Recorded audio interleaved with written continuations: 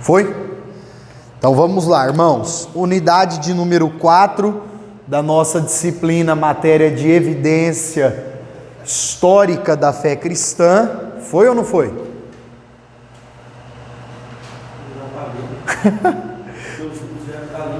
Não, mas tem um negocinho vermelho aí que abriu. Abriu, tá coisa. Mas aqui tá rodando? Não dá pra ver que tá rodando. Tá rodando? Aí. Vamos lá, Pai Júnior. Queridos irmãos, os nossos 5 capítulos de hoje, a interação de Deus na história, as profecias cumpridas na história, a contribuição do cristianismo, a historicidade de Cristo e a singularidade da experiência cristã. O que eu vou propor a vocês? Alguns pontos aqui, como por exemplo, a historicidade de Cristo fez parte da doutrina da cristologia. Então nós vamos ficar menos tempo nos capítulos que tem assuntos agora recentes que nós trabalhamos, e vamos investir um pouco mais de tempo naqueles capítulos que tem algumas informações diferenciadas e essenciais. Eu queria conversar com vocês aqui na introdução da aula sobre a interação de Deus na história.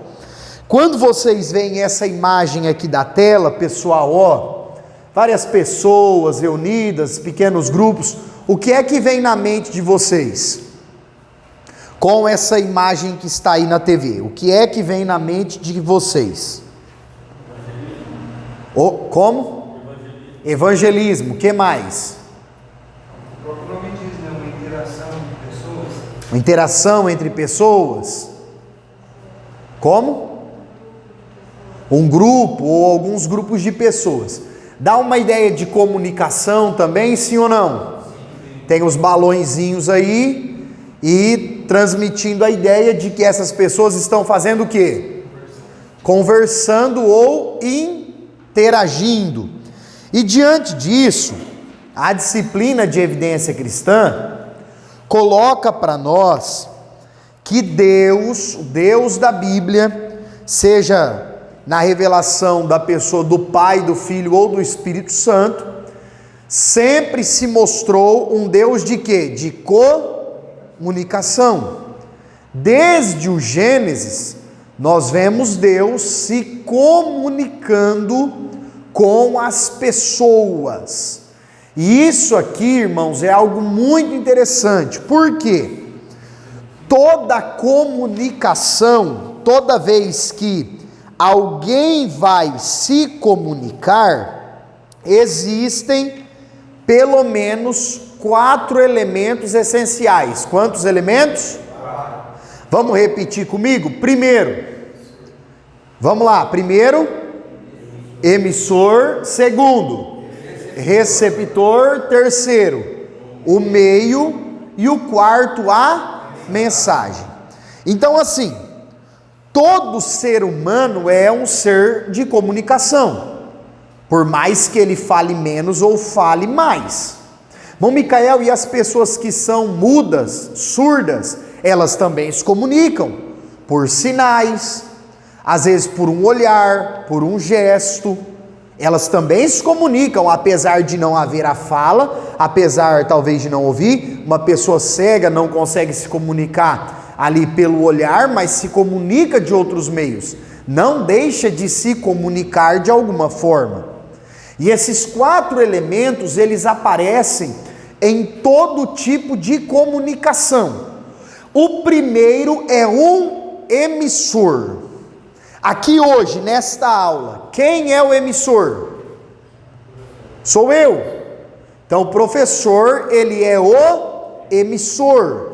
Então o emissor, ele vai falar, ele vai emitir, ele vai comunicar, ele vai transmitir alguma coisa.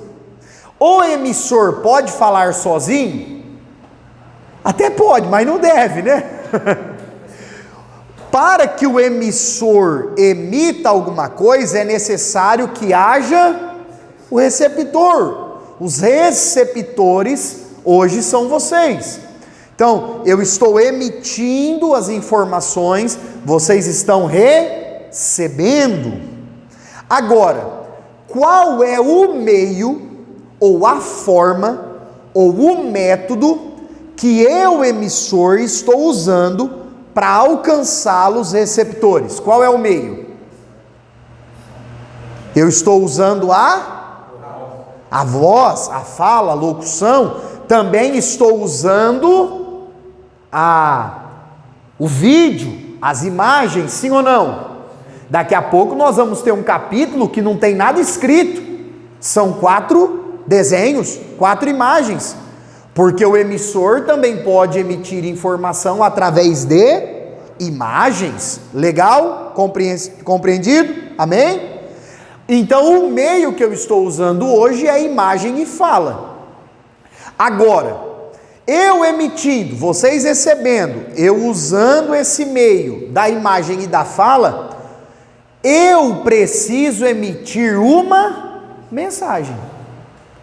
Então, aquele que é o emissor, aquele que está transmitindo informação, ele deve ter uma mensagem, algo para falar, a fim de que os receptores entendam, aprendam, coloquem em prática, absorvam e assim por diante. Na Bíblia, irmãos, na Bíblia, todas as vezes, quem é o emissor? Deus. Em que sentido que Deus sempre é o emissor na Bíblia? No sentido que nós estamos falando da comunicação. Então nós vemos, desde o Gênesis, o interesse de Deus em se comunicar com a humanidade. Ele sendo o emissor, a humanidade sendo o receptor. Qual é o meio que Deus usou? Deus usou sinais, maravilhas, Deus usou a natureza. Ali, começando com Moisés, Deus começa a usar a palavra escrita. Na plenitude dos tempos, qual que foi o meio do emissor falar com os receptores? A pessoa de Jesus Cristo. Os profetas, perfeito. Deus também fala pelo sonho, ele tem sonho sobre Deus. Também é um meio que o emissor fala com os receptores. Sim, não, fala assim, durante a noite ele sonha, tem aquele sonho, é Deus falando para a gente também sonho. Existem. Sim, né? Existem também. Então esses são meios, são métodos, são formas do emissor, que é Deus, falar conosco, os receptores. Também, e sempre que Deus fala, vem uma mensagem, uma informação. Por que é importante, irmãos, nós compreendermos isso? Porque a disciplina de evidência cristã, ela vai completamente na direção oposta e ela vai combater com força a ideia de um Deus que não se comunica. A ideia filosófica que está aí na atualidade do teísmo aberto. Existe um Deus, Ele criou tudo, Ele fez tudo, Ele é super poderoso, mas Ele não quer saber de nenhum de nós. Ele está lá no trono, lá sendo louvado, glorificado. Esse Deus é grande demais e é inacessível, não adianta querer relacionamento com Ele, não adianta querer orar para Ele, não adianta querer resposta dEle, não adianta você esperar nada dEle, porque Deus criou tudo, deixou aqui e foi embora.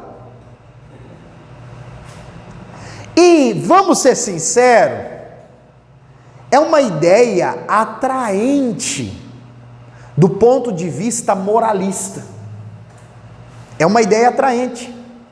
Por quê? Nós temos a ideia de que é algo muito feio desacreditar que Deus existe. Não é? Sim ou não? Ah, o ateísmo é uma loucura. Eu vou lá na praia, aquela quantidade de areia, aquele mar, coisa mais linda. Olha, eu vi umas fotos de satélite. Ah, nossa, que coisa maravilhosa. Tem que ter um Deus. Irmãos, não precisa ser crente para falar essas coisas. A humanidade, 90% do mundo fala isso. Agora, quando é que o Deus da Bíblia, ele choca com as pessoas? Quando a palavra de Deus confronta. Então é muito mais fácil eu acreditar na existência desse Deus, mas aceitar que ele não se envolve comigo e nem com nada. Mas isso não quer dizer que a gente pode omitir a nossa responsabilidade a partir do momento que a gente acredita nisso, a gente não é responsável? Também, porque se esse Deus criou todas as coisas e foi embora, aí cada um está conforme sua própria mercê, seu próprio desejo, sua própria escolha, e provavelmente esse Deus é grande demais para querer pedir conta de um ser pequeno como eu. Então percebe como que é uma filosofia de vida atraente? Eu não nego que Deus existe, mas também não aceito que Ele quer se relacionar comigo. É uma coisa ficar pensando que a morte nós ficou que nem de animais, né? Acabou. Morreu, acabou. Pronto, isso, Deus foi embora, não tem vida após a morte. Irmãos, isso pode ser novidade para alguns, mas no contexto da teologia liberal, no contexto de muitas faculdades, universidades, escolas, isso está virando moda, isso é uma febre. Eu tive uma professora na faculdade teológica, e ela deu a aula de psicologia dentro da grade da faculdade, que ela disse para nós, e detalhe, tá bom? Eu não estou falando de uma pessoa que fez 4, 5 anos de psicologia e entrou numa sala para dar aula, não. Estou falando de uma pessoa que estudou 5 anos, depois fez 2 anos de mestrado, derrubou a tese de outro psicólogo através do mestrado e estava doutorando e é a psicóloga-chefe de uma das maiores faculdades da região. Então, no contexto psicologia, ela é sensacional. Ela disse para nós em classe: o que vocês falarem da Bíblia, eu estarei aprendendo com vocês, porque eu acredito na existência de um Deus, mas eu acho que ele está ocupado demais para se preocupar com a gente.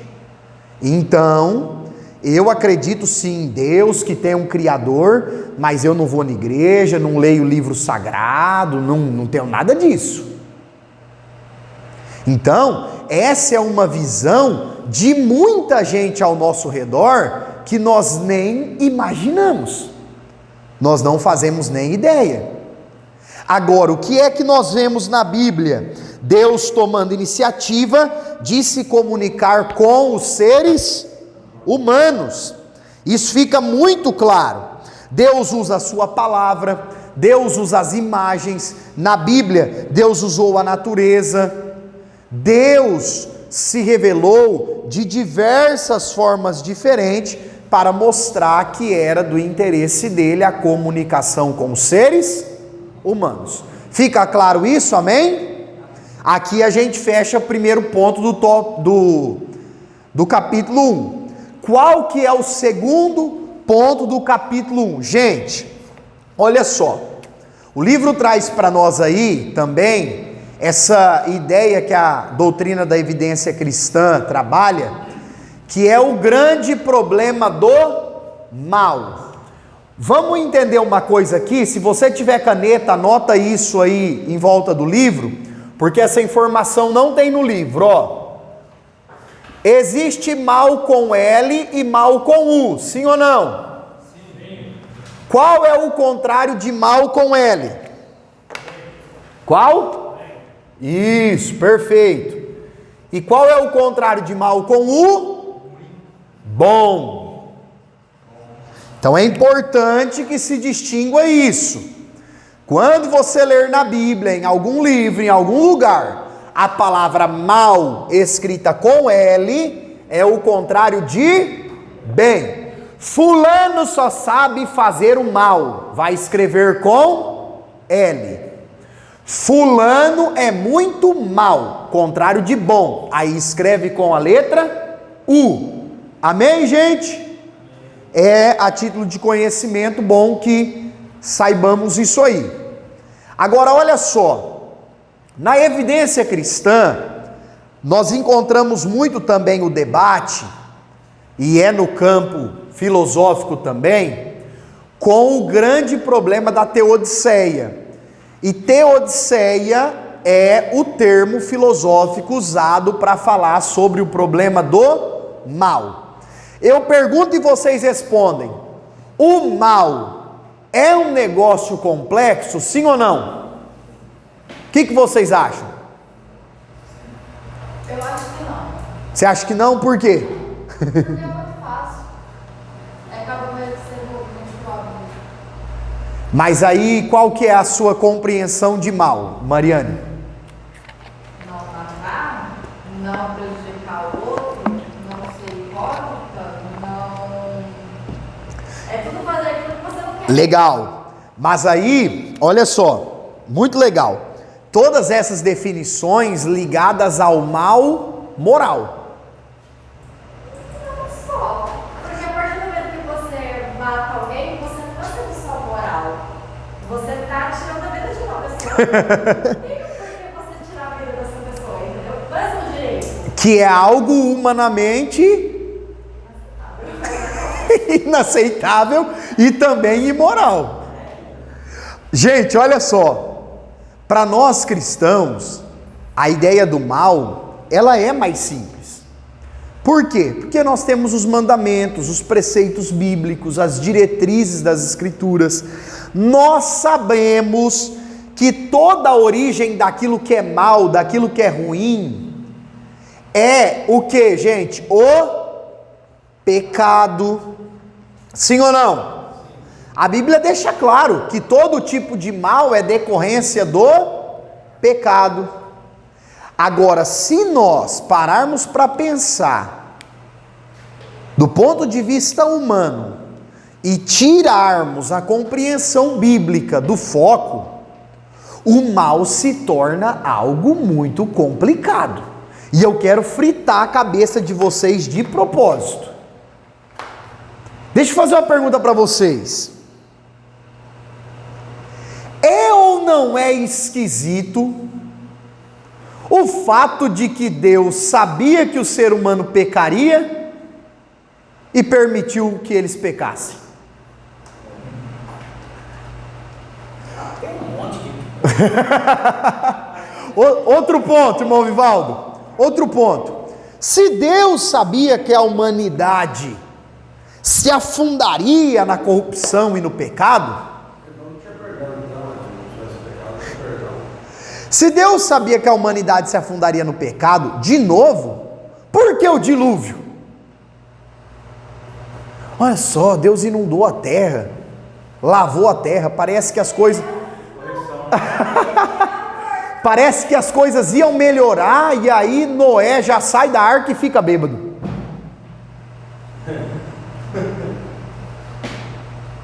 Aí Deus fala para os israelitas, essa aqui é pesada. Vocês vão entrar em Canaã, e não é para deixar ninguém vivo. Meu Deus do céu, não é possível. Aí está lá o Deus Filho na cruz pendurado, ora ao Deus Pai e diz: por que me abandonaste? Gente, é de propósito que eu estou levantando esses pontos complexos das Escrituras com vocês. Por que isso?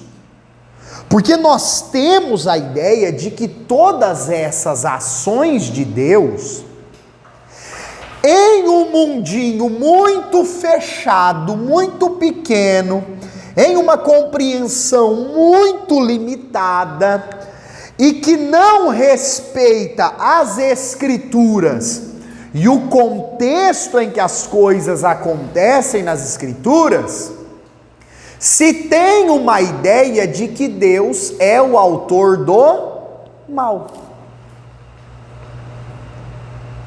Por exemplo, no dilúvio está escrito que Noé pregou, pregou e pregou. Se Noé pregou o juízo divino, houve oportunidade de arrependimento. Você percebe que quando você lê o contexto da Bíblia, você fala, opa, peraí, então Deus deu oportunidade de salvação para todos. Deu. E não se arrependeram porque não quiseram. Exatamente. Ah, então quer dizer que Deus não foi mal assim, foi escolha deles. Eles não quiseram acreditar.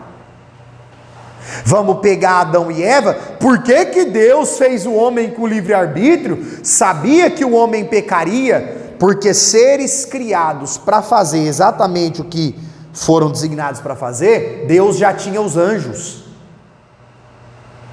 Deus já tinha os anjos. E quando Lúcifer se rebeliou, que a Bíblia diz que a terça parte caiu com ele, os anjos que não se rebelaram, fizeram a escolha deles de uma vez por todas, definitiva. Ah, mas Micael, quer dizer que se um anjo quiser se rebelar, ele não vai se rebelar mais? Não, porque ele já fez a escolha dele de permanecer fiel ao Criador, e os que quiseram se rebelar com Satanás, fizeram a escolha deles e pronto, definitiva. Agora, Deus não queria Adão e Eva como anjos, porque anjo não tem corpo, e Deus fez Adão e Eva com corpo material, o Adão do pó e a Eva da costela. Então Deus não queria seres que fariam uma escolha uma vez e pronto, acabou. Deus queria seres para se relacionar com eles diariamente, por uma escolha voluntária de cada um deles. Ele não podia pegar e acabar com tudo também? Já falar, Quando nós pensamos dessa forma, irmãos, nós vemos que as indagações que os que são anticristãos e contra as escrituras levantam para dizer que o mal foi criado por Deus, elas caem por terra. Outro exemplo disso, lá os cananeus, que Deus mandou exterminá-los. Teve pessoas daquele lugar que se converteram, por exemplo, Raabe, e Deus perdoou e aceitou. Então, quando nós valorizamos a Bíblia e analisamos as questões do ponto de vista geral, olhando para um contexto que elas aconteceram, nós entendemos o propósito de Deus naquilo. Agora, se nós pegarmos o simples fato da Bíblia e arrancar, nós vamos defender a ideia filosófica de que Deus foi quem criou o mal. Ele criou o mal e o bem, né? Ela escolhe caminhos. Então, irmão Fábio, mas essa compreensão de que Deus é o autor do mal e aí cada um faça a escolha, ela não tem um apoio bíblico. Por quê? Deus, a Bíblia diz que Deus, o seu caráter e a sua essência é de benevolência, de bondade. E se Deus é benevolente e bondoso, Ele não pode criar e nem se misturar com o mal. Quem criou o mal? Boa pergunta, Jonathan. Aí tô fazendo vocês pensarem. Quem é que criou o mal, irmãos? Olha só, se nós considerarmos, e aí existe um debate, aqueles textos de Isaías e Ezequiel, fala de Lúcifer ou não fala? Fala do Satanás ou não fala? Será que é, será que não é? Mas se nós considerarmos isso, Satanás, não é que ele é o autor do mal, mas ele é o agente do mal na humanidade. Uma resposta muito assim, simples, talvez vocês já viram essa resposta, e até é a resposta do teólogo e o arqueólogo pastor Rodrigo Silva, de que o mal, na verdade, não existe. Assim como o frio não existe. Quando nós estamos com frio, é a ausência de calor. E quando o bem não reina, a ausência de bem é aquilo que se dá o nome de mal. Para cristãos, essa resposta é aceitável. Do ponto de vista simples, muito simplório. Agora, do ponto de vista humano, para pessoas que não temem a Deus, essa resposta não é aceitável. O mal é um sentimento? Como que nós poderíamos definir o mal? A escolha de fazer aquilo que é contra a vontade do Criador. Tudo aquilo que o Criador estabelece vai levar ao que é bem e ao que é bom. Toda escolha que não vai levar ao bem ou a algo bom, essa escolha errada, que biblicamente é chamada de pecado, essa escolha errada vai levar àquilo que é denominado de mal. Agora, irmãos, existe um texto do profeta Isaías, e o livro coloca aí para nós, dá uma olhada por favor, página 128, porque muitos crentes defendem a criação do mal pela parte de Deus por causa desse versículo.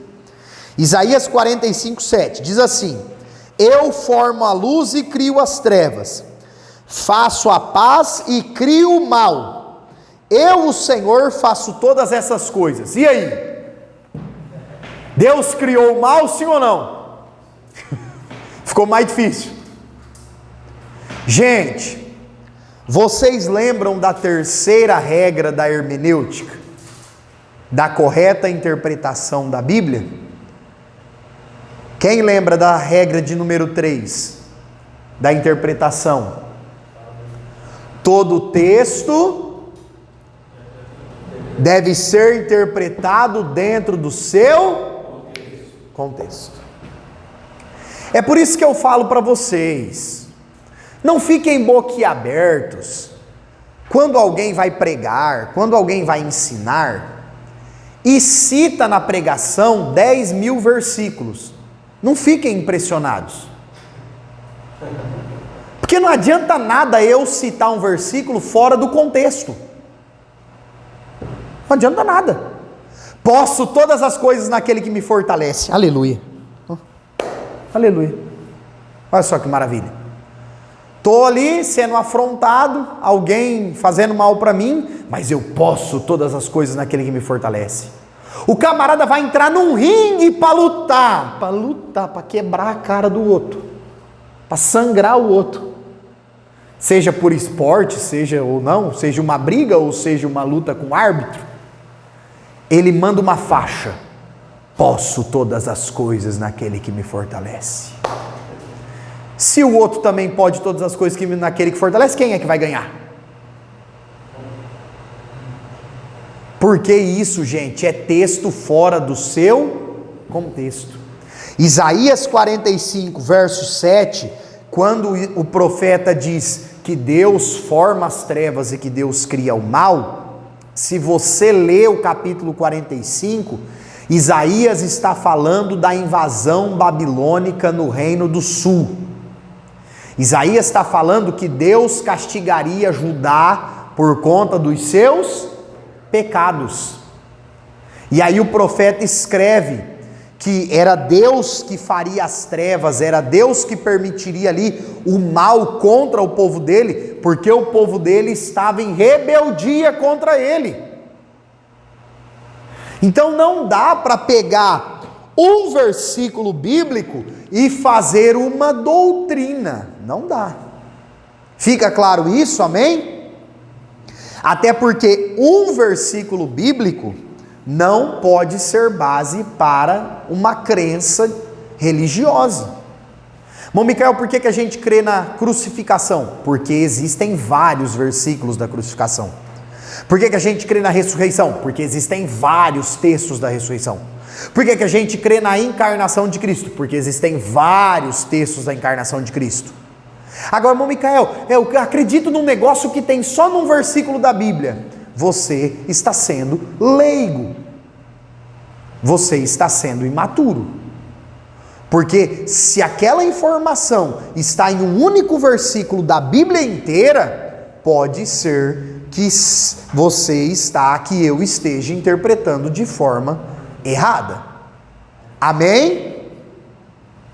Agora, sabe esse nó que dá na nossa cabeça a respeito do problema do mal? É o mesmo nó que dá na cabeça de muitas pessoas que são, irmãos, alvo de coisas ruins. E aqui a gente precisa ter um cuidado, uma maturidade cristã.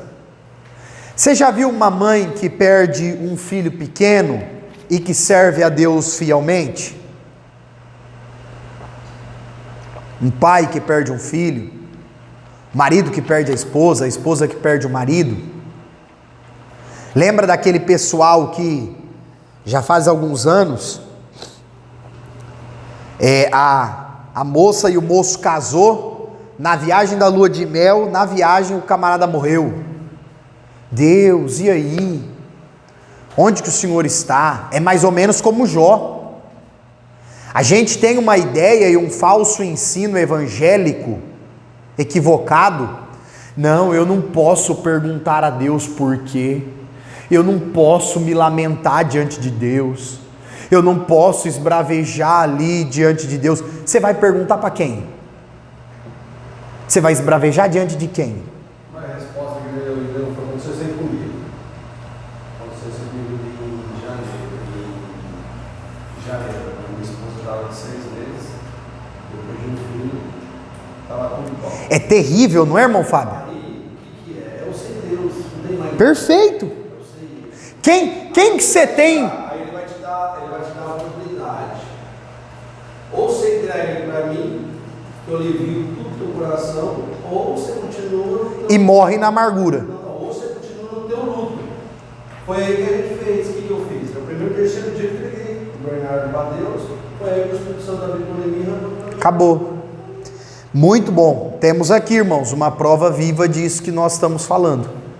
Porque é muito fácil nós, tipo assim, sabe, condenarmos as pessoas que por conta de coisas ruins que acontecem, essas pessoas ficam questionando, perguntando, indagando. É muito fácil nós condenarmos elas, quando na verdade nós deveríamos estar prontos a responder a essas pessoas que a origem, apesar da origem do mal não ser divina, Deus pode, em momentos difíceis, revelar os seus propósitos, mostrar a sua graça, mostrar a sua misericórdia, mostrar o seu poder.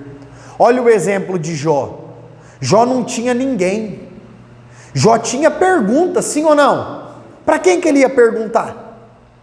Era para Deus. Ah, irmão Micael, mas Deus não vai me fulminar se eu começar a ficar ali em oração e questionando. Se nós não pudermos falar com Deus, nós falaremos com quem? E Deus sabe, irmãos, o momento e o contexto de cada um de nós. Agora, a respeito de propósito ou da atitude cristã frente ao mal, qual que deve ser a nossa atitude? É acreditar que ainda que nós não entendemos, há um propósito para todas as coisas. Irmão Micael, eu nunca compreendi o propósito disso. Isso foi algo muito mal. Isso foi algo muito ruim que me aconteceu. Mas um dia nós compreenderemos. Eu falo assim, Miguel, quando o cara serve um Jesus, é tudo dele. Então o que nós temos que questionar? Não questionar nada, a única coisa que ele tem que ter sabedoria e entregar para a mão dele e seguir de novo o caminho, cada um. Perfeito. Não adianta você ficar olhando para trás, que a água pode dar a ponte, já não volta mais. Como vai fazer? E irmãos, por mais difícil que seja, enquanto nós estivermos nessa terra, que é dominada pelo poder do pecado, porque o homem rebeliou-se voluntariamente contra Deus, tudo está afetado pelo pecado. Muitos crentes não têm essa compreensão, mas a gente já aprendeu aqui, o pecado afetou toda a humanidade. Tanto é que Paulo diz que a natureza clama pela redenção. Até a natureza clama a Deus para que Cristo volte, o novo céu e a nova terra seja estabelecido. Até a natureza. Porque o pecado corrompeu tudo. A vida humana, a vida animal, o ecossistema, tudo. Tudo foi corrompido por causa do pecado. Capítulo 2, por favor. As profecias cumpridas na história. Gente, aqui nós não temos texto. Aqui nós temos 4 imagens. Bonitas, sim ou não?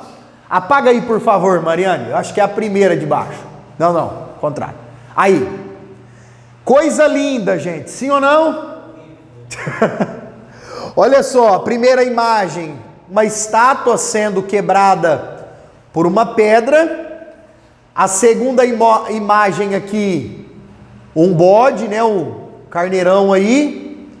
A outra imagem é a luta entre o bode e o carneiro e o profeta Daniel tendo a visão. E a quarta e última imagem é um animal horrível com um chifre pequeno. Um chifre pequeno. Pode acender, Mariane. Essas imagens horríveis aí são representações da visão do profeta Daniel. Daniel, irmãos, ele teve essas visões históricas de coisas que haveriam de acontecer no futuro e que Deus mostrou para ele e ele registrou nas páginas que tornaram-se a Bíblia Sagrada. Agora, olha isso, na estátua do rei Nabucodonosor, Daniel fala dos 4 grandes reinos. Daniel fala ali dos babilônios, fala dos medo-persas, fala dos gregos e fala dos romanos. E fala de uma pedra pequena, que é Cristo, que destronaria todos os 4 reinos, e o seu reino seria estabelecido para sempre. Cumpriu-se ou não cumpriu-se?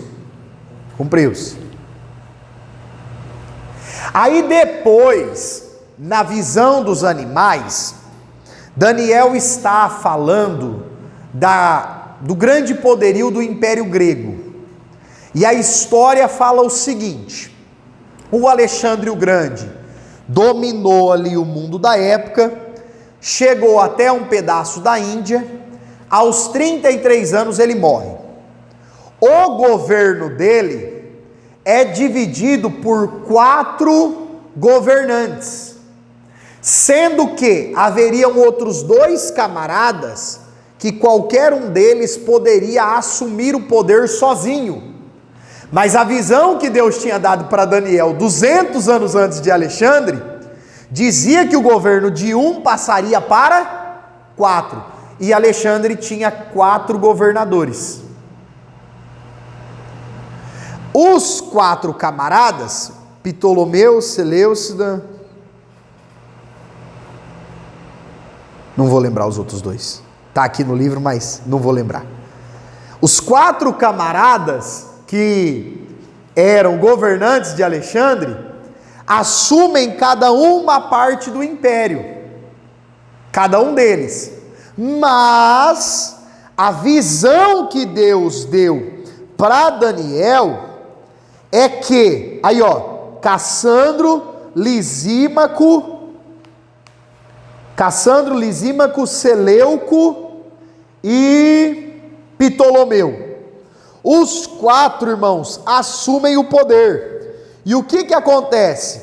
Depois dos 4, eles perdem o governo para o Império Romano. Assim como Deus tinha mostrado na estátua, Deus mostra de novo através dos 4 animais. E o Império Romano era o que dominava o povo de Israel quando Jesus veio. E aí Daniel diz que viria um e que purificaria o templo. Por quê? Porque esses governos, eles profanaram o templo de Deus em Jerusalém. As visões do profeta Daniel se cumpriram perfeitamente. Comprovando o quê? Que as profecias bíblicas provam a autenticidade da Bíblia. E Daniel foi tão exato nas profecias e elas se cumpriram tão perfeitamente, gente, que sabe o que os estudiosos que não creem que o Espírito Santo inspirou a Bíblia foram obrigados a fazer ou não? Olha, tem um erro aqui. A gente sempre achou que Daniel tinha sido escrito por volta ali do ano 500 antes de Cristo, mas na verdade não. Esse livro foi escrito perto do Novo Testamento. Por que eles fizeram isso? Porque era impossível negar a qualidade, a perfeição das profecias que Daniel escreveu, e elas se cumpriram exatamente da forma com que foram escritas. Como ficou impossível de negar aquilo, eles disseram: esse camarada escreveu só depois que os fatos aconteceram. Ou seja, não foi uma profecia, foi um registro histórico.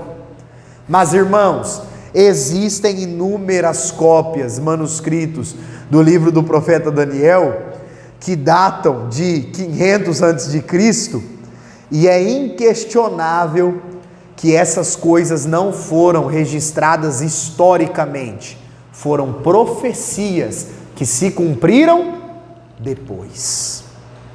Irmão Micael, por que é legal a gente saber isso? Porque a evidência cristã tem esse intuito de sustentar e defender que as profecias bíblicas, escritas tanto tempo antes e cumpridas tanto tempo depois, são uma prova de que essas escrituras, elas não são humanas, mas é de origem divina. Amém, queridos?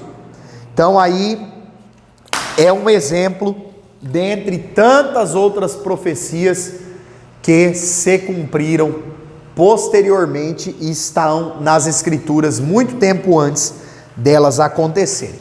Capítulo 3, a contribuição do cristianismo.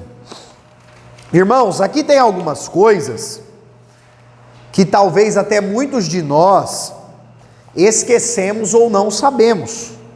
Olha isso, pessoal, olha isso, classe. O cristianismo não é somente uma religião ou algo no sentido espiritual. E nós temos que ter isso em mente. O cristianismo também não é só uma religião de uma filosofia de vida que imita os passos de Jesus. Não, o cristianismo é muito mais do que tudo isso. Na história, e é o nosso próximo livro, que eu vou entregar para vocês daqui a pouco, de história da igreja. Na história, irmãos, na história humana, Jesus dividiu o calendário em antes e depois. A gente sabe que não foi exatamente no ano que Jesus nasceu, que foi o ano 0. Os estudiosos acreditam aí que Jesus nasce no ano 4 ou no ano 3 antes de Cristo e é crucificado no ano 29 ou 30 depois de Cristo. Isso porque a contagem era feita pelo Império Romano. Agora, Fato é que ateus ou crentes, todos têm que dizer tantos anos antes de Cristo ou tantos depois de Cristo. Os calendários, as festas, as comemorações da maior parte dos países do planeta são calendários de origem da religião cristã. Então o cristianismo teve um impacto muito grande na sociedade, em todas as esferas. Por exemplo, na história, como nós estamos pontuando aqui hoje. Na história, irmãos, da humanidade, o cristianismo foi algo preponderante. Vocês sabem quais são as nações até hoje que as mulheres não têm valor nenhum, que as crianças são muito pouco valorizadas, que os pobres e necessitados não têm voz? Quais são os países hoje que mais sofrem com isso? Países em que o cristianismo não domina. Porque onde o cristianismo chega, essas questões históricas e sociais, elas melhoram. Por quê? Jesus valorizava as mulheres, valorizou as crianças, valorizou os pobres, os necessitados, as pessoas carentes. Ou seja, quando o cristianismo domina um país ou uma nação, essas coisas, elas progridem. Ah, irmão Micael, esses negócios não é pauta de socialismo, de marxismo, de... Não, irmãos, não. Essa veia aí política, nós vamos ajudar os pobres, nós vamos ajudar os necessitados, que na maioria das vezes é discurso vazio e ninguém ajuda coisa nenhuma, ninguém estende a mão coisa nenhuma, essas ideias não vieram dessas filosofias, ideologias políticas. Essas ideias vieram e foram praticadas, foram feitas ali no ato, e foi deixado o mandamento para que se fizesse a partir de Cristo. A própria lei de Deus lá com Moisés diz que as viúvas deveriam ser socorridas, os colhedores deveriam deixar as espigas para elas. O próprio Deus sempre valorizou isso. E onde o cristianismo chegou, essas questões melhoraram. Quer ver um exemplo? Casamento. Em muitas culturas, irmãos, casamento e nada é a mesma coisa. Em culturas e países de maioria cristã, casamento é levado a sério. Casamento é levado a sério. A família é levada a sério. Isso por quê? Porque são valores do judaísmo e que foram transmitidos para o cristianismo. Amém? Outro ponto que o cristianismo contribuiu com a humanidade, na cultura, nas questões culturais. Irmãos, é provado, em países em que o cristianismo se estabeleceu, a cultura das pessoas melhorou. E quando nós falamos de cultura, nós falamos de todas as áreas. Nós falamos de arte, nós falamos de música, nós falamos de a sociabilização das pessoas, nós falamos de crescimento, um crescimento saudável das crianças, dos pré-adolescentes e dos adolescentes. Irmão Micael, por que a gente vê a coisa indo de mal a pior em muitas nações que são de maioria cristãos? Porque na verdade não é o cristianismo verdadeiro. Quer ver um exemplo? A Escola Bíblica Dominical, lições da CPAD, vai tratar disso domingo que vem. Aborto. Os Estados Unidos, a maioria do povo diz que é evangélico.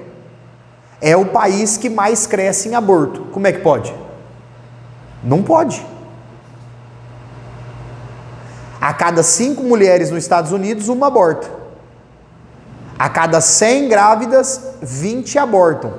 se a gente cruzar os dados para ver se as 20 foram abusadas, os dados vão falar que uma ou duas sofreram abuso. E as outras 18 estão abortando porque querem. Ah, mas esse país é evangélico, é cristão. Não é. Esse país vive o reino de Deus. Não vive. São cristãos evangélicos nominais, da boca para fora, não nas atitudes. Porque onde o evangelho chegou e chega, a cultura muda. Vocês querem um exemplo disso? Depois que a África começou a receber enxurradas de missionários, e hoje, graças a Deus e glória a Deus, e que Deus envie muito mais missionários para lá, a taxa de escravidão caiu absurdamente. Nos Estados Unidos, o movimento pentecostal, de 1900 para frente, Rua Azusa, William Seymour e outros, qual que foi a pauta que Deus jogou por terra através da igreja? O racismo. Deus derrubou o racismo nos Estados Unidos através da igreja, através do seu povo. Isso é o que? É o cristianismo impactando a cultura. Ah, Micael, mas o mundo vai de mal a pior. Sim, mas nós somos o sal da terra e a luz do mundo. O mundo pode ir de mal a pior, mas os crentes não. O mundo pode ir de mal a pior, a igreja não. Porque senão nós não somos crentes, nós não somos igreja. Amém, irmãos? Ah, eu quero que a cultura do Brasil muda. Vamos, eu e você, fazer nossa parte e ajudar, ganhar almas, para que o maior número de pessoas tenha a sua cultura impactada também. Outro ponto, na educação. Isso aqui eu falo para vocês com propriedade, porque o meu trabalho de conclusão de curso na faculdade, eu fui bastante nessa linha aí. A relevância da igreja, irmãos, na educação ao longo da história. O período da Reforma Protestante, para quem não sabe, foi antecedido, Gutenberg é um nome importante, porque ele criou a prensa para imprimir livros em massa. Então o que acontece? No período da Reforma Protestante, a Igreja de Jesus criou as primeiras escolas e universidades. Sabe essas escolas famosas dos Estados Unidos, da Inglaterra, que hoje está dominada por ateus? Oxford, Yale, Princeton, Manchester e outras. Essas universidades, a maioria, foram criadas por cristãos. Foram fundadas por crentes que criaram as escolas para alfabetizar os pequenos e ensinar os jovens. E foi através desse método que chegou no que nós temos hoje, de ensino municipal, ensino estadual, o ensino médio, superior, é assim no Brasil. Em alguns países muda um pouquinho, mas via de regra é quase igual. Quem surgiu com essa ideia de escola e faculdade foi a igreja evangélica, foi a igreja cristã. Isso é herança nossa. Isso é herança nossa, irmãos. Isso é uma herança cristã. O impacto da educação na sociedade. Você já viu como é que é bonito alguém que é descrente olhar para você e falar assim: você é uma pessoa diferente. E às vezes você veste assim, igual todo ser humano veste. Às vezes você nunca falou no mercado: olha, eu sou assembleiano, olha, eu sou congregação, olha, eu sou batista, olha, eu sou presbiteriano. Você nunca falou isso no mercado, e nem deve. Mas alguém fala assim: ó, você tem uma educação, você tem um respeito diferente. Você vem, você deixa a pessoa de idade passar. Você nunca destratou ninguém aqui no mercado. Ô fulano, você abastece aqui nesse posto faz 2 anos, nunca vi você destratar ninguém. O que acontece? Você é diferente.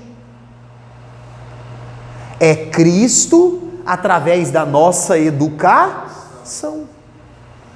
Ah, irmão, eu conheço crente, o crente mal educado, fala alto com todo mundo, briga com todo mundo, chega nos lugares, ninguém gosta de receber aquela pessoa, é crente. Não é crente. Não é crente. Não é. Amém, irmãos? Na religião nem se fala, né, queridos? A contribuição religiosa do cristianismo é algo completamente extraordinário. Você quer ver um exemplo da contribuição do cristianismo? As igrejas evangélicas são as únicas que fazem reuniões de portas abertas. Tá lá tendo culto, o camarada tá bêbado, possesso, acabou de sair da prostituição, se ele quiser ele pode entrar na igreja. Se ele quiser e aceitar ficar ali bonitinho, comportadinho ali, o diácono ali, ó, amém, irmão, do lado dele ali, inspecionando, a pessoa tem livre acesso. Vai-me religiões de ocultismo, religiões aí diferentes, você nem sabe como é que é, o que fazem, igual aquela brincadeira da internet, né? Quem são, o que comem, o que vestem, onde moram. Você nem sabe, não sabe nada, é tudo escondido. Irmãos, as coisas de Deus é o livre acesso. A pessoa vai ali no culto, senta, ouve, Deus fala com ela vê como que é o culto, ouve a pregação. Por quê? Porque a religião cristã, ela não é oculta. Jesus disse que nós somos da luz e não das trevas. Amém? E por fim, na ética e na moral. Irmãos, olha só. A ideia de ética e de moral que nós temos, por mais que os ateus não aceitem, ela é uma ideia totalmente cristã. Igual a Mariane levantou aqui agora há pouco. Eu não posso matar alguém. Eu vou tirar a vida de outro. Essa vida não me pertence, como que eu vou tirar a vida dessa pessoa? Precisa ser crente para pensar isso? Não. Agora, de onde que vem essa ética, essa moral? Porque, Júnior, se me favorecer, eu posso matar alguém. Não, eu vou me sair bem na situação. Ah, irmão Micael, esse exemplo está muito exagerado. Tá bom, vamos baixar. Ah, eu até assim, eu até minto. Mas é só assim quando me convém. Como é que eu não vou mentir? E aí, irmãos, muitas outras coisas. A gente já deu esse exemplo aqui. Chega a ser um exemplo bobo. Eu peço perdão para vocês. Mas a gente trabalha o dia todo, ganha o pão de cada dia. Você vai lá evangelizar o camaradinho ali da esquina, ele fala, você é um bobo, eu trabalho 10 minutos por dia, ganho 1 milhão, vendendo drogas, vendendo entorpecentes, aliciando moças e rapazes para a prostituição. Aí você fala, rapaz, mas isso é imoral, isso é antiético. Aí ele diz, eu sei disso, mas o que importa é que eu estou com o bolso cheio. Você está aí trabalhando o dia inteiro, ralando todo dia. Por quê, irmãos? Porque a ética, a moral do mundo lá fora, de quem não respeita e não teme a Deus, é aquilo que me favorece, está certo. Se me favorece, está certo. Se não me favorece, está errado. A ideia de ética e de moral que as pessoas têm lá fora, mesmo não servindo a Deus, elas estão profundamente enraizadas na Bíblia, na palavra de Deus. Pessoas que não são crentes, que mantêm a fidelidade familiar, que mantêm um casamento há anos, que cria os filhos de forma correta, que não aceita roubo, não aceita mentira, não aceita essas coisas. Por que que essa ética e essa moral existem em algumas pessoas? Por influência da religião cristã, por influência da pessoa bendita de Jesus. E isso é inegável. Amém, queridos? Capítulo 4, a historicidade de Cristo. Irmãos, não vou entrar aqui, porque nós tivemos cristologia agora há pouco. Fizemos a matéria de cristologia e nós aprendemos que há inúmeras provas de que Jesus não foi apenas um mito. Ah, Jesus foi apenas um mito, apenas um grande homem que existiu. Não, ele foi um homem que existiu sobre essa terra, que era 100% homem, 100% Deus, morreu e ressuscitou, e há provas verídicas da sua ressurreição. O que eu queria comentar aqui para a gente já ir para o capítulo 5 é o seguinte, e aí que eu falei para vocês lá no começo da aula, que eu até fiz uma postagem na rede social sobre isso hoje. Irmãos, gente, olha aqui para mim, por favor, vocês que têm oportunidade para pregar, deixa eu falar com vocês diretamente agora. Pregue sobre a ressurreição de Cristo. Pregue sobre o Cristo que está vivo. Os apóstolos morreram por causa dessa mensagem. Você vai ler Atos, o centro da pregação dos apóstolos era: Jesus morreu, mas ressuscitou e está vivo. Era o centro da pregação de Atos. Ah, irmão Micael, nós só cremos na ressurreição porque cremos na Bíblia. Sim, porém, também existem evidências históricas fora da Bíblia que provam a morte e ressurreição de Jesus. Nós temos Flávio Joséfo, que aos 19 anos se tornou um fariseu e comandava, irmãos, as forças armadas judaicas na Galileia. Camarada respeitadíssimo, viveu entre 37 e 100 depois de Cristo, nunca se converteu ao cristianismo, ele era judeu, fariseu, e ele escreveu nos seus escritos que viveu um sábio chamado Jesus, e que todos diziam que era o Cristo, e que ele morreu numa sexta-feira e ressuscitou. Camarada judeu, não entregou a vida para Cristo, e escreveu que isso é verdade. Aí nós temos outro citado pelo livro, que é um tal de Talo, historiador samaritano, também não era cristão, escreveu sobre a mesma coisa. Agora isso aqui é chocante, porque esse historiador samaritano aqui, o Talo, ele escreve, irmãos, e ele pesquisou sobre um eclipse lunar que aconteceu no ano da morte e ressurreição de Jesus. E Jesus morreu no período da Páscoa, e no período da Páscoa era lua cheia, e na lua cheia não tem eclipse. E está datado na história que era lua cheia e aconteceu o eclipse, de forma que prova perfeitamente o texto bíblico que do meio-dia às 3 da tarde houve trevas sobre a terra ficou escura por 3 horas. O camarada não era cristão. Aí nós temos a carta de Serapion, que também é conhecida, que o camarada escreve uma carta, o pai escreve para o filho que estava preso, e aí ele fala que os ensinos de um sábio rei judeu nunca iriam morrer. Camarada não era cristão. Aqui o livro não fala de Tácito, que é um historiador romano, que também fala da morte e ressurreição de Jesus. O camarada era adorador de Diana, não era adorador de Jesus, e fala que Jesus morreu e ressuscitou. São provas externas, históricas do Cristo, irmãos. Então, você crê em Jesus só porque você lê a Bíblia? Sim, eu creio em Jesus porque eu leio a Bíblia. Mas a história também comprova quem Jesus foi e o que ele fez. Amém? Vou deixar uma sugestão. Vou mandar lá no grupo para vocês.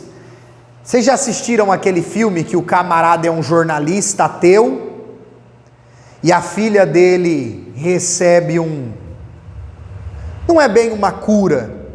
Uma enfermeira cristã salva a filha dele de um engasgamento, começa a evangelizar a mulher dele se converte, ele fica maluco de raiva e ele é um jornalista famoso. O que ele começa a fazer? Procurar evidências da ressurreição. E para a tristeza dele, ele descobriu que era verdade. O livro se chama Em Defesa de Cristo e virou um filme. É um best-seller nos Estados Unidos esse livro. Em Defesa de Cristo. E tem o filme, é maravilhoso. Vou mandar lá no grupo para vocês assistirem depois. É lindo, irmãos. Capítulo 5, para nós fecharmos aí. A singularidade da experiência cristã. Irmãos, os ensinos do Evangelho, os ensinos bíblicos não são algo apenas teórico. O conhecimento que nós temos de Deus e de Jesus também pode ser chamado de um conhecimento empírico. O que é um conhecimento empírico? É um conhecimento que vem através das experiências. Quem aqui já teve uma experiência com Deus? Você foi perdoado dos seus pecados? Tem paz com Deus hoje? Essa é a maior experiência. E várias outras que nós podemos ter na presença de Deus. Olha só, onde é que ocorre a experiência? Primeiro, em cada ser humano que tem um encontro com Cristo. Aqui, eu não vou fazer essa pergunta porque eu acho extremamente antiético. E não quero que ninguém se manifeste para responder, pelo amor de Deus. Mas se você perguntar num culto de domingo à noite que tenha 30, 40 crentes, assim ó, quem aqui já prostituiu? Pode ser que tenha um monte que... Quem aqui já usou droga? Quem aqui era os alcoólatras? Cadê os convertidos que eram os bebum? Aí um monte. Quem aqui era os fedorentos, fumante? Aí um monte. E vários outros tipos de pecados, vícios e aberrações da humanidade sem Deus. Se a gente perguntar num culto, vai ter de tudo. Vai ter absolutamente de tudo. Ah, irmão Micael, fulano conta o testemunho e fica se vangloriando de quem ele era antes. É porque ele não se converteu ainda. Esse negócio do camarada ficar, eu era isso, eu era humano, eu matei 15, e eu furava 15 com faca, e eu era terrível, e fica se vangloriando no lixo que era, é porque não se converteu ainda. Super santo. Quando Paulo fala da sua conversão, ele fala que ele era o mais miserável dos homens por fazer o que ele fazia. Ele não vê beleza no lixo que ele era. Ele vê beleza no que Cristo transformou ele. Então, queridos, a experiência cristã que aconteceu na minha e na tua vida é uma prova de que o Evangelho é real. E quem conhecia eu, você e outros antes do encontro com Cristo e conhece hoje, fala, rapaz, como é que pode? Você mudou, hein, fulano? O que aconteceu? Rapaz, olha, você era de um jeito, hoje você é de outro. Você fazia isso, hoje... Tal. Por quê? Porque o encontro com Deus transforma o ser humano. Então a experiência ocorre primeiro dentro de nós. Qual é a importância das experiências? Irmãos, a importância da experiência. Provar que o que nós lemos aqui, que aconteceu no passado, continua acontecendo até hoje. Por que você fala de Jesus para as pessoas? Porque o Jesus que perdoou e transformou pessoas no passado, continua fazendo isso hoje. Perfeito. O significado profundo das experiências. Qual que é esse significado que cada experiência proclama? que quem Deus é e o que está registrado a respeito dele é verdade. Isso é tão real, irmãos, que alguns governos preferem deixar as igrejas evangélicas trabalharem em paz, porque eles dizem assim: o que o governo não consegue resolver, o que a cadeia não resolve, o que a FEBEM não resolve, a igreja resolve. Eu acompanho um pessoal nas redes sociais que não tem nada a ver com religião, com crença. É a respeito de questões de saúde, etc. Um dos camaradas, que é um dos mais famosos do país, sabe o que ele diz? Que a única coisa que foi capaz de arrancar um familiar dele do vício do jogo foi a igreja evangélica. Isso assim, no entendimento limitado deles, porque não foi a igreja evangélica, foi o Jesus da igreja. Então, o significado profundo das experiências, a universalidade. Por quê? Porque a salvação e uma experiência com Deus, de transformação de vida, e o encontro com Deus é algo universal, está disponível para todos.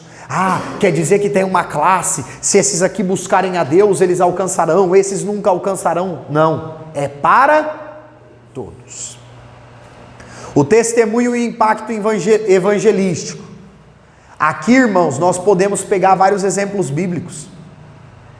Nós pegamos a mulher samaritana de exemplo aqui, que teve um encontro com Cristo, foi tão impactada, não suportou, teve que correr para a cidade e evangelizar os camaradas. Nós pegamos as pessoas que Jesus curava e dizia: vai e não conta para ninguém. O que a pessoa fazia? Primeira coisa, contava tudo. Contava tudo. Olha Paulo. Paulo está indo para Damasco prender crente. Ele chegou em Damasco, chegou cego. Aí Ananias visita ele, ora por ele, ele é curado. O que ele faz? Corre para a sinagoga falar de Jesus. Paulo está indo matar o povo por causa do nome de Jesus. Assim que ele tem um impacto ali, ele quer falar de Jesus para as pessoas. Essa ânsia que muitas vezes há em nós de testemunhar, de falar de Cristo, é uma prova de que a experiência com Deus, ela é transformadora, impactante, e é algo, irmãos, que vai transbordar. Sim, a principal da experiência cristã, das experiências com Deus, a principal é o despertar, é o nascer de novo, é o perdão dos pecados e uma nova vida. Aí, irmãos, é claro que à medida que nós caminhamos na fé, nós podemos ter outras experiências com Deus, de milagres, de respostas de oração, de coisas tremendas e maravilhosas. E por fim, os desafios da experiência. Por quê? O fato de nós termos um encontro com Cristo e viver e testemunhar isso, muitas vezes gera desafio para nós. Por exemplo, você é convicto da sua fé e tem a sua fé confrontada. Quando nós, como cristãos, somos prejudicados por conta da fé. Você já conversou com o irmão que foi mandado embora do serviço porque era crente? Meu pai e meu irmão. Aí, é triste, não é? Não posso contratar você, você é crente. E nós não estamos falando, irmãos, que é por culpa daqueles que dão mau testemunho. Não, não, não. Estamos falando que por questões de muita gente que tem aversão, resistência à fé cristã evangélica. Isso ainda acontece muito. Irmão Micael, eu nunca vivenciei isso. Glória a Deus. Mas isso acontece muito. Você chega num lugar que por você ser cristão, você não é bem aceito. Às vezes um familiar ou outro não tem aquele carinho por você como tem com o outro, porque você é cristão. Um monte de gente não gosta de vir na minha casa. Por quê? Porque chegar aqui não vai ter 10 caixas de cerveja e o som berrando para o quarteirão inteiro ouvir, cantando um monte de coisa terrível. Nem churrasco. Toda cerveja era da hora, né? Então, irmãos, todos nós aqui, nós perdemos, entre aspas, perdemos, e entre aspas, amizades, quando aceitamos a Jesus. Todos nós. Se a gente fazer um questionamento aqui, todos nós, a gente tinha amigos que aceitou a nossa conversão e passou a nos respeitar como crentes, e temos amigos que se distanciaram, ou nós distanciamos, porque eles não queriam aceitar que nós éramos crentes. Então, esses são os desafios de quem teve uma experiência real com Deus. Nós não podemos acreditar que a vida com Deus é só bênção, só vitória, só alegria, só aplausos, a humanidade vai nos respeitar, vai nos abraçar. Irmãos, esquece esse falso evangelho, esquece. A experiência real com Deus, viver uma vida transformada pelo Espírito Santo, vai gerar desafios para nós, vai gerar, não tem jeito. Desafios na família, na sociedade, em todas as áreas, no trabalho, em tudo. Mas graças a Deus que Cristo nos encontrou, transformou e o Espírito Santo nos ajuda todos os dias. Amém? O senhor ia perguntar? Família, parente. Família toda, mãe, os outros falam. Exatamente. Amém, meus irmãos? Deus abençoe, amém? Vê se vai parar, irmão Fábio. Parou?